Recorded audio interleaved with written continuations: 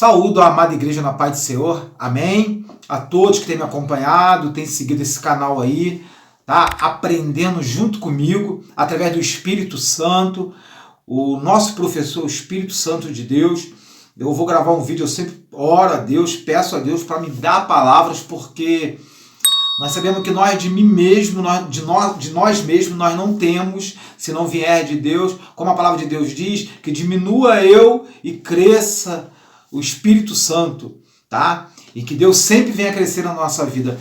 Eu titulei aqui, igreja, eu gravei uns vídeos anteriores sobre o primeiro, terceiro, quarto engano a respeito de um casamento, e eu não sei até onde isso vai, tá? Mas vem o quinto engano a respeito de um casamento. Eu vou falar aqui sobre o silêncio. O quinto engano a respeito de um casamento, o silêncio. Eu vou ser breve nas minhas palavras, vou ser rápido, mas vai ser de grande importância para você isso aqui, tá?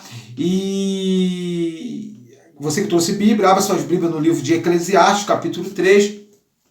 Eu vou falar um pouco sobre o silêncio, sobre o diálogo e como a gente está enganado, não só em relação ao casamento, mas de forma em geral, em relação ao silêncio, tá? Livro de Eclesiastes, capítulo 3, verso 7. Primeiro 3, assim no início, está escrito assim, no início do capítulo 3 está escrito assim: tudo tem o seu tempo determinado e há tempo para todo o propósito debaixo do céu, tá? E o verso 7 diz assim, vamos frisar mais a parte B do verso 7, mas o verso 7 diz assim: tempo de rasgar e tempo de coser. Parte A, né? Agora parte B. Tempo de estar calado e tempo de falar, tá? Se a Bíblia ela fala que há tempo de falar, então não é só o silêncio, tá? Já começamos a aprender aí. Lembra que eu sempre falo, aqueles que me assistem, que eu sempre falo que texto sem contexto é pretexto para heresia? Eu já falei aqui sobre o silêncio, lá no livro de Provérbios, a Bíblia vai falar que até o tolo, quando ele se cala, ele se torna sábio. Eu já falei isso aqui. Então o que acontece? Agora, só que ali é um texto, agora nós estamos no contexto. É sempre ficar calado, igreja? Não. Tá? Tem um momento de falar isso, principalmente no casamento. Na vida fora do casamento, por exemplo, vou dar um exemplo aqui, tu tá brigando por uma causa e você tá ali entre uma autoridade, um juiz ali, e de repente chega a hora de você falar, você vai ficar calado? Não, chegou a hora de você falar, você tem que falar, até porque para você se defender e não consentir com teus acusadores, com aquilo que os acusadores estão falando ali, porque lembra daquela frase? Quem cala consente, né? Isso não é uma verdade nisso, né? Quem calou consentiu.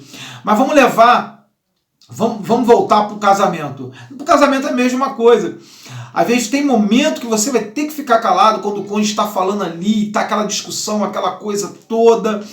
Mas tem momento que você vai ter que abrir a boca, porque às vezes o teu cônjuge está te acusando de algo que você não está fazendo e você vai tá calado ali. O que ele vai pensar?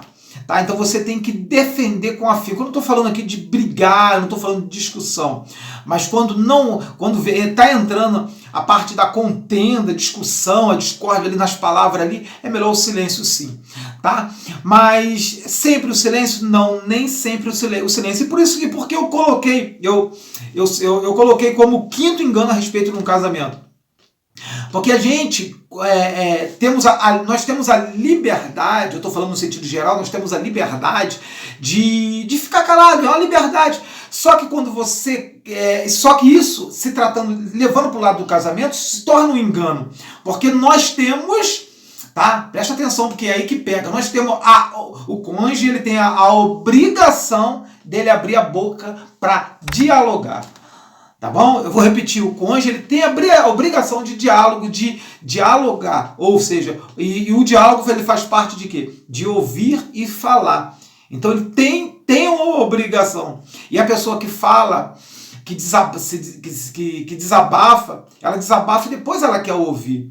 Se você pegar, se você, isso é o que eu vou falar aqui, isso é psicologia, tá? É terapêutico. Você encontrar com uma pessoa passando por uma situação difícil, uma situação de luta, de provações na vida dela, um trauma. E quando ela chega diante do aí, às vezes ela está cercada de pessoas e ela não é pessoas que ela vai se sentir bem para desabafar ali. E quando você chega diante dessa pessoa, ou essa pessoa tem a oportunidade de falar, o importante é você ficar calado para ouvi-la. E deixar ela desabafar e tudo até ela não querer mais. Porque há o tempo dela, esse é o tempo dela. Tá? E esse é o tempo de você ouvir. Quando ela não tiver desabafado tudo, descarregado tudo, aí é o tempo de você falar. Há tempo de calar e há tempo de falar. Tá? E no casamento é a mesma coisa. No casamento nós devemos satisfação. Eu não posso chegar, eu tenho um horário, uma suposição, eu tenho um horário, o cônjuge ele tem um horário para que ele chegue todo dia em casa. E ali, aquele horário ali, o cônjuge, de repente, por algum imprevisto, algum acontecimento, ele chegou 3 horas mais tarde, ou 2, e ele é interrogado pelo seu cônjuge, pelo seu esposo, por que ter chegado aquele horário ali. E ele fica em silêncio. O que o inimigo vai fazer? O inimigo vai começar a trabalhar e botar coisa na cabeça da outra pessoa. Até porque aquela pessoa não quis se defender, não quis abrir a boca para falar, e ela tem a obrigação de abrir a boca para falar no casamento. Ela tem a obrigação de diálogo. Então, um grande engano a respeito do casamento, como eu titulo, como quinto engano a respeito de um casamento, é você achar que você tem toda a liberdade de ficar calado. Não, você não tem toda a liberdade de ficar calado. Casou, você deve satisfação. Casou, você deve satisfação ao seu cônjuge, falar aonde você está, onde você foi. Você deve satisfação. Sim, é claro que há casos e casos. Tem aquele caso que o cônjuge ele começa a indagar, até porque ele tem assim uma insegurança e muita dúvida, ele começa a indagar e aquela coisa toda. Então, e às vezes você pode até ficar em silêncio, mas dependendo dos acontecimentos, você tem a obrigação de abrir a boca e de falar. Tá? Então isso é um grande engano. Você casou para dialogar. Você casou para ouvir. Você casou para abrir a tua boca, tá?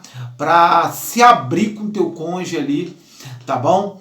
Para que... Até porque você vai ficar em silêncio, vai ficando em silêncio, só que você não vai conseguir ficar em silêncio por toda a vida, e uma hora você vai abrir a boca, e quando você abre a boca, aquilo às vezes, dependendo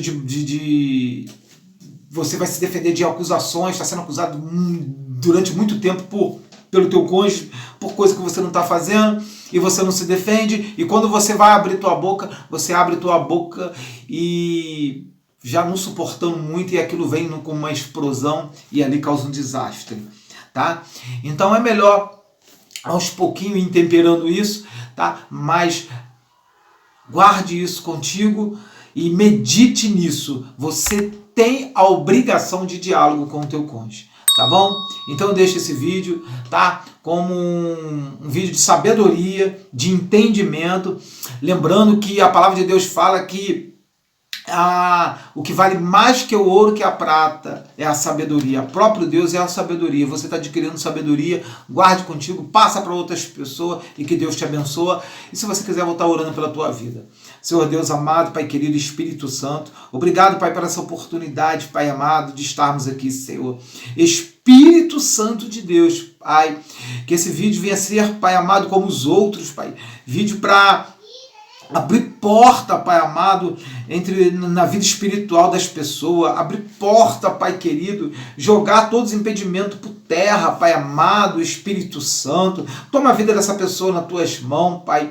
Livra de todo mal, de tudo que não provém de ti, Pai querido Espírito Santo. Pai, essa pessoa, Pai amado, que tem propósito, Pai, tem sonhos, Pai, que ainda não tem um casamento, mas está ainda, Pai, tá com seus sonhos, Pai amado, está orando, Senhor, que ela venha entrar nesse casamento com muita sabedoria, muito entendimento, Senhor, através da Tua palavra.